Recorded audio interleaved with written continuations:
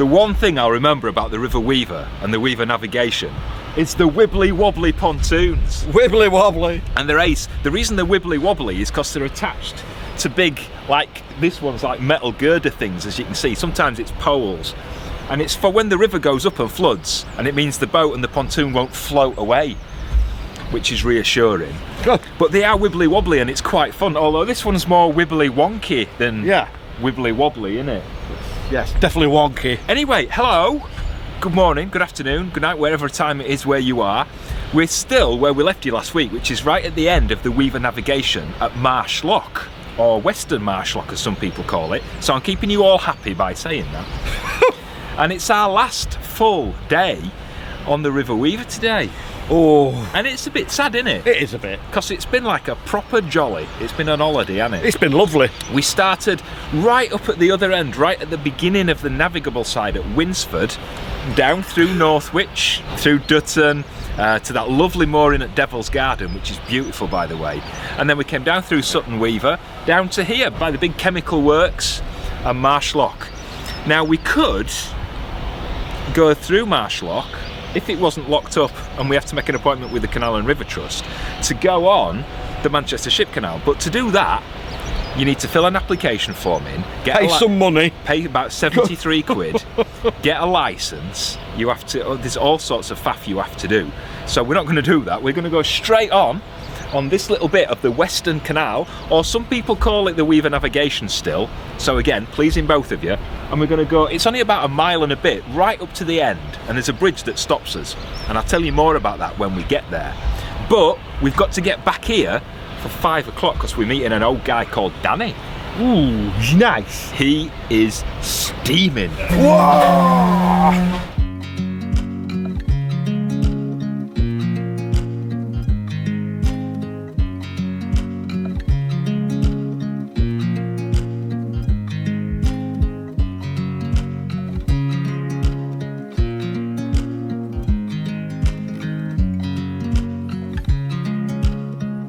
It's a bit breezy as we get out towards the estuary of the Mersey and the Manchester Ship Canal.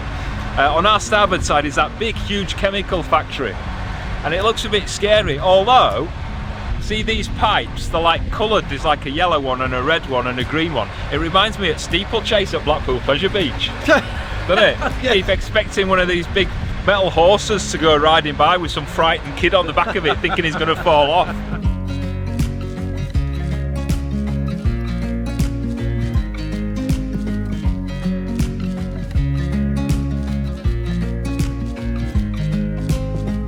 This is as far as we can get. It's a bit sad really, isn't it? 'Cause there's no here. It's the end. There's the Ship Canal over the embankment and then the Mersey. On that side we've got the old entrance to the Western and Runcorn Canal, which you can't get on anymore. It's shut. Behind us you can see like a bluey grey bridge, and that's the end of the navigation. We can't get under that. It's about 3 foot high. So we could get a kayak but not a narrowboat. But if you look just behind that you can see a church. And it's the old Christ Church. It was built back in the 1830s because the boatmen and the dockers didn't want to work on a Sunday. So the trustees of the navigation were like, yeah, fine, that's okay, we'll stop work on a Sunday. And they built them a church. So they could go pray. And there it is. 180 years it was going. But then when everything started to die off and the docks closed and the canal closed, the church closed as well. And it ended up getting ransacked by thieves and all the fittings were taken out of it. The windows got smashed. Not good. It's such a shame because back in the day it was the only church on an uninhabited island in the whole of Britain. When the lock gates were open it was essentially an island that you couldn't get to. Wow.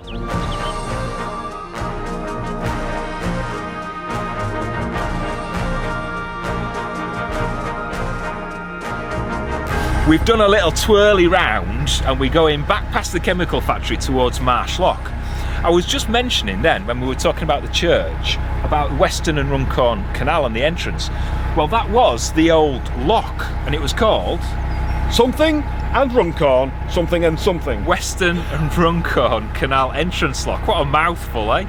The canal itself was about 1.5 miles long and it went back up towards Runcorn to the Bridgewater Canal. And it served Western Point docks, which were really busy.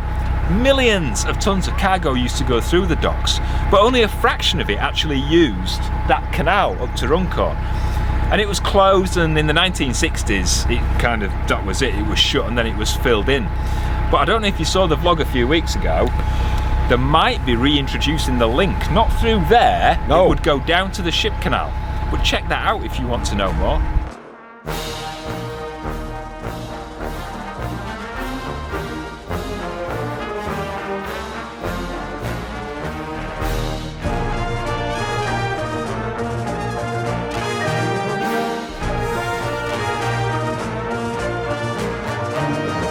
And we're back at Marsh Lock, facing the right way. And the birds have come to welcome us. I learnt something new today. Oh, did it hurt? I learned about consecration, and that it's not actually something to do with your colon. When they build the church, they consecrate the church, they make it sacred, and then when they close it, they deconsecrate it. Is it consecrate? No, it's not. Has consecrate got concrete in it? Or is that incontinent? No, I don't know. Anyway, so even though the church is still there, it was deconsecrated, i.e. not sacred, when they closed it. I never knew that. I didn't know that, but I get it. Anyway, enough, sorry we're boring you. Right, we're back at Marsh Lock. Now, we were telling you earlier where we'd go if we went through, if we filled all the application forms in and got the licence and sent them gummy bears and things like that. But we're not doing that. If you took an immediate pour out the bottom of the lock, you'd actually go on the River Weaver. Hang on a minute, are we not on the River Weaver? No, we're on the Weaver Navigation. There you go, that's the difference. They made cuts in the river and weirs and locks and things to make it navigable. So this is the Weaver Navigation. The actual river, the original course of the river, is just over that banking behind you, and it comes out at the bottom of the lock. Behind that is the Manchester Ship Canal, and behind that is the River Mersey, and behind that, which is the next bit of land between here and there, is Liverpool's John Lennon Airport. It is. But we're not going there. We're waiting here to meet somebody. Oh, he's there, look. I can see him.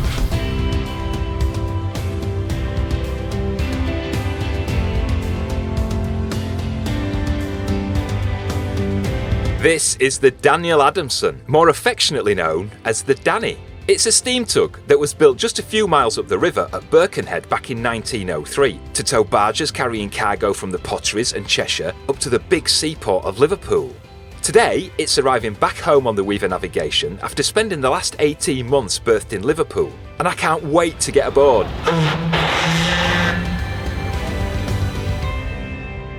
It wasn't always called the Daniel Adamson. When it was first launched from the Cammell Laird Shipyard, it was called the Ralph Brocklebank, after the former chairman of the Mersey Docks and Harbour Board.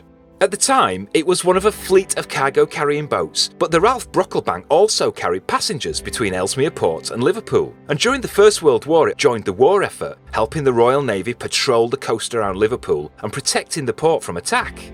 After the war, when the canal traffic was dying off and trade was taken to the roads and the railways, it took on more formal duties, taking visiting VIPs from across the world around Manchester's famous inland docks and along the Ship Canal.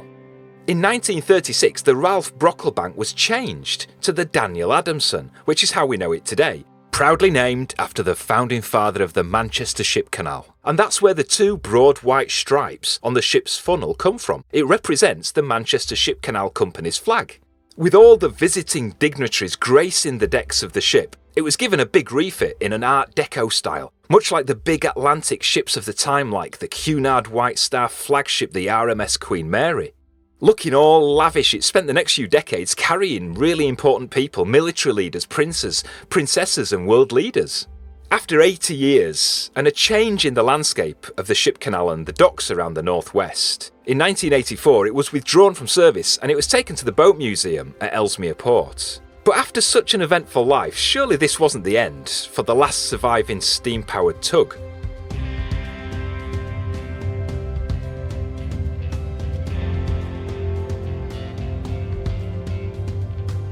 I'm going to jump aboard the ship here at Marsh Lock and ride the Danny back to its home mooring, which is just by the swing bridge at Sutton Weaver. The crew have promised to show me round, including a view from the wheelhouse and down in the bottom of the ship where the furnaces are burning.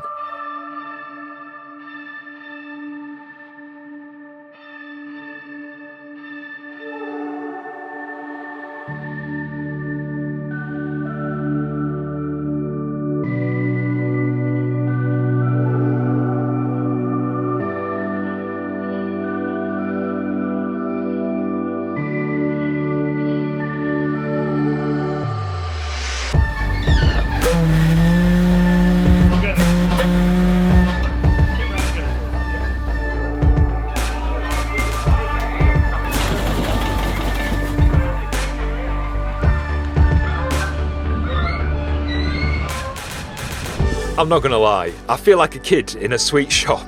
It only takes one of us to steer Silver Fox, but this ship takes a team of dedicated volunteers, from the skipper up in the wheelhouse down to the furnaces keeping the boiler steaming, and in the engine room controlling the speed of the ship, and everyone else on deck all busy making sure the ship's moving safely in the right direction.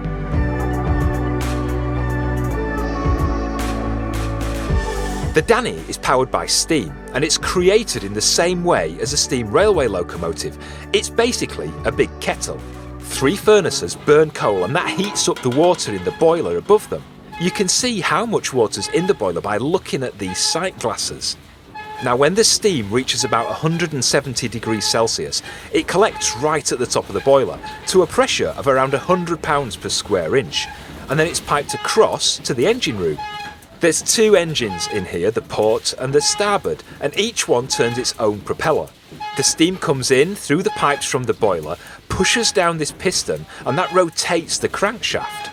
That circular motion runs through the turning gear, and that turns the propellers. It's as simple as that. But what happens to the steam? Well, you need a lot of fresh water to power a steamship like Danny, so the steam's recycled back into water, and that's pumped back to the boiler to be used again.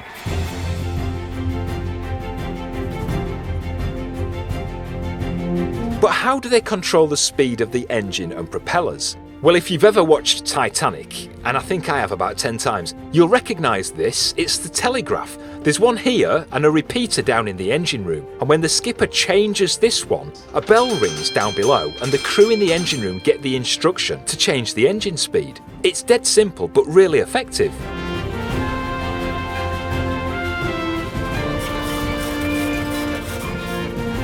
The smell and heat and noise down here is amazing for someone who loves this kind of thing. But the noises remind me of that machine, you know, the one at Willy Wonka's chocolate factory that makes everlasting gobstoppers.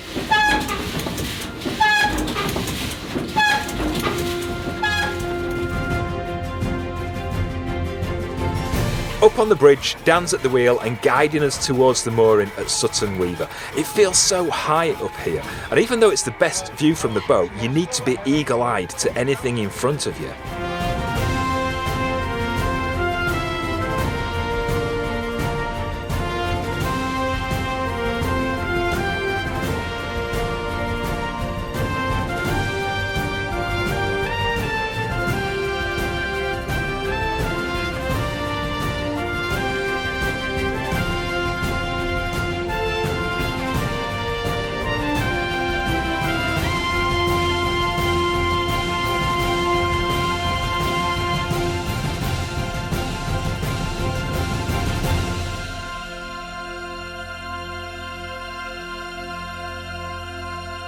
I think I need a sit down after all that epic music. With the Danny safely secured on its home mooring, I got the opportunity to talk to Dan Cross. He's a marine superintendent, he's got a lifetime of experience in boating, and he's the man who saved the Danny from the scrapyard. I started by asking him how he got involved with saving it. She hadn't been in service since 1984, and she'd been laid up at the Boat Museum at Ellesmere Port since 1986. She was still owned by the Ship Canal company at the time, and money was getting tight at the museum, and unfortunately her condition was getting worse and worse. Vandals were starting to get on board on a regular basis, and it got to a point where the local residents and the police insisted that something was done about it. So the decision had been taken in February 2004 to have the vessel scrapped. Myself and quite a few others thought, you know, she's definitely worth trying to at least see if she's worth saving. We ended up with 20 people having a meeting at Ellesmere Port on the Saturday 20th of February to discuss whether it was worth saving, and the rest is history, really. 8 years later, the boiler, main engines and auxiliary steam engine had been brought back to working condition. But what happened to that 1936 Art Deco saloon? The saloon down here was absolutely saturated with damp and rainwater. We did take samples of all the different types of veneers and timbers, and we worked with the Conservation Centre in Liverpool, and they came and sampled all the wood for us, so we had a record of what was here. A lot of the solid woods were fine, a lot of the window surrounds and what have you just needed obviously polishing, French polishing and restoring, but the laminate work was absolutely shot. Apart from on the stairway, the stairway laminate work has survived, and that's still the original today. All the ebonised timbers original, all the fittings original, the light fittings. The mirror behind me had been smashed by vandals, so I had to get a new engraved mirror made. And it was at that time, as she started to dry out, of course, more and more of the laminate started to peel off the sides. We then uncovered a piece of timber where the plywood had written on it in red crayon, Oceanic 3. When we did some more investigating, was the fact that when White Star Line and Cunard merged, they were in financial trouble. The government agreed to bail them out, but said you can't build all the ships, you have to scale things back. And the third Oceanic was on the stocks at Belfast, Harland and Wolff, and they'd sort of half built the hull, and they'd obviously started to stockpile fixture and fittings for her. And then they decided to disassemble the ship and build 2 smaller ships with the same steelwork. So a lot of that material was no longer required, and that's why we've eventually got the interior, the woodwork that was destined for a White Star Line vessel, the Oceanic. Most of the work to refurbish the Danny came from a £3.8 million lottery award, and the work was carried out at Cammell Laird Shipyard in Birkenhead. Remember, it's the same shipyard where the boat was originally built. Now that it's up and running, what's Dan got planned for the future? A big part of what we do and a big part of the condition of the lottery funding, and absolutely right, it's public money, is a lot of the work we do is education related, outreach related, working with people who are socially excluded, working with people from all sorts of backgrounds, and that includes volunteering on board. Anybody from any background can volunteer on board. They receive the training they require, bringing school children down, students, work placements, people from all sorts of different backgrounds can come down. We put some subsidised trips for schools and education parties. We've had art displays on from colleges, all sorts of different things going on board, and more that's what it's about. It's very, very important that the less the ship's empty, the more the ship is busy and being used by the community and being used by different groups and organisations, the better. And then of course we do the public trips.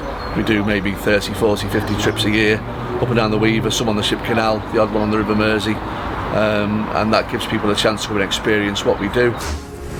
It's been fascinating meeting the crew of the Danny and exploring this piece of living history. Dan and the team are so passionate about this, and the loyalty and dedication to saving this vessel and bringing it back to life is nothing short of inspirational.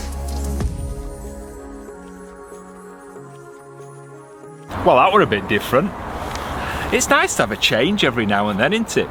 We're back at Sutton Weaver swing bridge. You can see the big swing bridge on our left hand side, and behind us is the Danny. This is where she lives when she's not cruising about on the river, just by the swing bridge. So if you want to come and see her, this is where she is. There's a little car park next to the swing bridge, so you can come and have a look.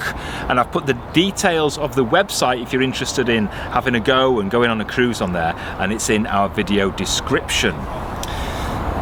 But what do we do now? We've done the Weaver. We've done it. We've got to get off.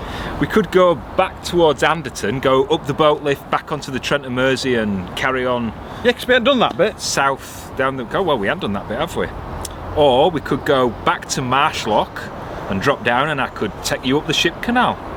You'd like that, wouldn't you? Up towards Salford Quays, the River Earlham, Manchester. Because we only did Manchester, we didn't do Salford Quays. And No, we didn't. Or we could drop down the lock and I could take you to Liverpool.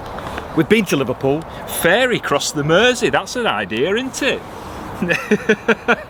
But we have been to Liverpool. But then again, the Crick show's in a few weeks, and that's in like Northamptonshire, Leicestershire way, so that's like southeast of where we were, which is like Anderton Boatlift way, isn't it? Yeah. So there you go, you'll have to wait and see.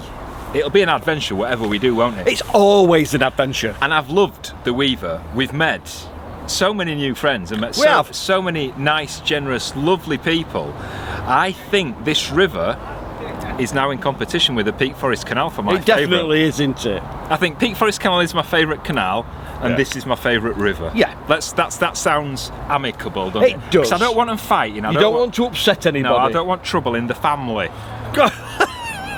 It reminds me a bit of like a northern River Thames, like the Upper Thames, but in the north, doesn't it? It's nice. Anyway, that's it for this week. We hope you've enjoyed it. We've had a really nice time. It's been busy, hasn't it? It's been busy, but it's been tremendous. And the sun's out to finish the vlog, which is perfect. If you've enjoyed it, and I hope you have, and you're not already, please subscribe to the channel. Give the video a thumbs up if you wouldn't mind, and hit notifications bell. YouTube will let you know when we release a new vlog, which is every Friday at 4 o'clock. Yes. Even better, if you want to support the channel, share this channel with your family and friends on social media. That's always good. Or even better, join as a YouTube member. There's a link up above Sean's head. Watch out for it. Up there. Oh. And you'll get all sorts of free perks and exclusives and things like that if you join it there. I've been looking forward to this bit. What? Because the song for the outtakes is like a cross between the theme from Juliet Bravo and Copacabana from Barry Manilow. Really? And a little bit of Shaft in there as well. It's really good. At the Copacabana. We'll see you next week. Bye-bye. Ta-da!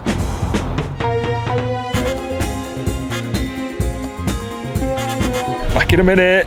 Is it on? Not wibbly wonky, wibbly wobbly. Oh yeah, shall we start that again? On our right hand side is that huge chemical krill.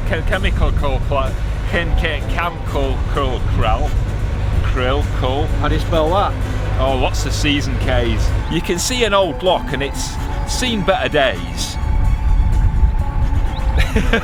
It's the old entrance to the Western and Runcorn.